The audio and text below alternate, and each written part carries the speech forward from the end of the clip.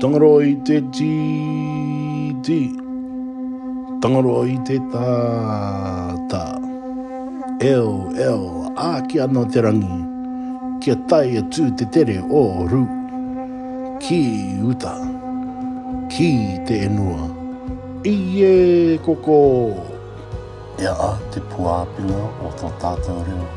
I roto I te are wānanga o Waikato nei. Ko te akapirianga I a tātou, ka reua ki a tātou o rai, marira ki tō tātou ipukarea I te ngā I mamao. A tui au ki te one o tōku ui tūpuna. Kia matala te toma o te reo kuki ai rani.